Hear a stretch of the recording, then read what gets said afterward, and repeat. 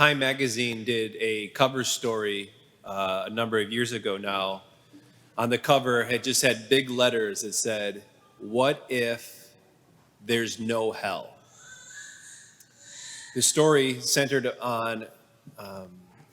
around evangelical pastor Rob Bell and his best-selling book at the time. This is in 2011, titled "Love Wins." And in the book, Pastor Rob Bell suggested that eternal damnation may not exist, or if it did, it was just a temporary place where someone would go to for just a period of time. There's a technical name for this. It's not new. Over the course of the centuries in the church, this has been at different times proposed and thought, but it's called universalism. Okay, and that it was the cover of Time magazine is an indication of just how mainstream this thought has become, that there is no hell, or that if hell does exist, it's just this temporary place. It sounds nice, okay? In a way, it's like you can say that's okay, that would be comforting. The problem is the church has officially condemned that as heretical, okay? The Catechism of the Catholic Church puts it this way: the teaching of the church affirms the existence of hell and its eternity. Immediately after death, the souls of those who die in a state of mortal sin descend into hell, where they will suffer the punishment of hell, eternal fire. Yes, I know, what a way to start a homily, right? Good morning to you too.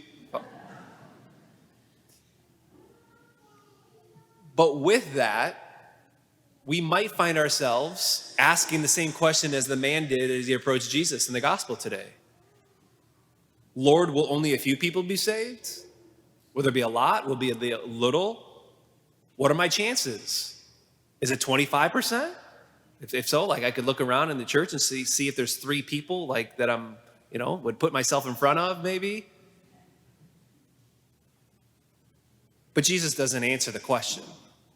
He answers the question that should have been asked. And we see in his answer that Jesus gives a stern warning to the guy. Namely, that our actions really do matter. And secondly, the importance of striving. So first, our actions really do matter. Jesus proposes the parable, right? He uses this parable of people are out there outside the door knocking, "Lord, Lord, let us in." Jesus responds, "I do not know you." And eventually says in verse 27, "Depart from me, all you evildoers." We cannot think that I can live my life and do whatever I want to do, act however I want to act, listen to whatever I want to listen to, watch whatever I want to watch, and think that everything will just be okay. That's not true. It wasn't true in the household that you grew up in. You couldn't do whatever you wanted to do. In a healthy family, a good parent loves their child unconditionally, of course, and God is the same way. But that doesn't mean that the child can just ignore all the house rules, treat their siblings poorly, act however they want to act, do whatever they want to do, and expect no consequences. This is called the church calls that the sin of presumption. Okay, the sin of presumption, the Catechism puts it this way, is when one presumes upon God's almighty power or his mercy, hoping to obtain his forgiveness without conversion. So that is when you have the mentality of, God will just forgive me in the end. It doesn't really matter. It's not that big of a deal of these things or what I do. This has become mainstream in our culture. And it's the sin of presumption. My spiritual director that I use for silent retreats, Deacon James Keating calls, he says the sin of presumption is the great American sin today. I don't think he's too far off. St. Augustine famously said, God who created you without you will not save you without you. God who created you without you will not save you without you. So, to be sure, salvation is a complete gift from God. It's undeserved. We can't earn salvation. To think that you can earn salvation is as silly as to say that you think you could earn being born. Can't earn it. Undeserved gifts. Paul says in 1 Timothy chapter 2, he says, God desires all people to be saved and to come to the knowledge of the truth. See, but every one of us has the possibility of rejecting God.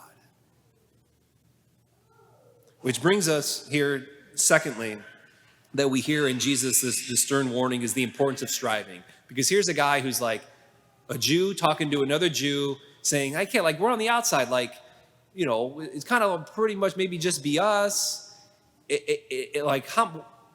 Jesus doesn't answer the question. He doesn't give a number. He gets right to the guy. And he says, to him, to you and to me, strive to enter the narrow gate. For many will attempt to enter, but will not be strong enough. The Greek word that Jesus used there for strive is to agonize. It's to put effort in. It's to struggle. It's to be focused. The determination. It's something like an athlete would apply to something that deeply matters. Am I striving to enter the narrow gate? You know, I've been here now over 4 years and in this community. And one of the things I've come to really appreciate about this community, I appreciate a lot of things about this community. One of them, though, is the standard and desire for excellence. You know, an expectation for excellence that you have. And I see that played out in the effort, in focus, in determination, in a number of different areas in your life. Career. It takes hard work. It takes striving, agonizing even, of becoming a lawyer, a doctor, a high-up business person. It takes hard work, striving, agonizing to get the good grades, to get into a good college. To be successful takes striving, effort, focus, determination. And I see that, and it's inspiring to me. It has its pitfalls, and I preached on that a few weeks ago. It has its with regards to possibly climbing up the wrong ladder, leaning up against the wrong wall. But it's a positive. It's a virtue it's called the virtue of magnanimity. Greatness of soul, height of excellence. So ask yourself, take that, and for us to ask ourselves, where in my spiritual life am I being called to apply that same kind of striving, to agonize even? Places that I need to apply determination, effort, focus, struggle in my spiritual life. Perhaps what vices or sins are in my life that are crying out for me to put hard work into, and I'm not doing it.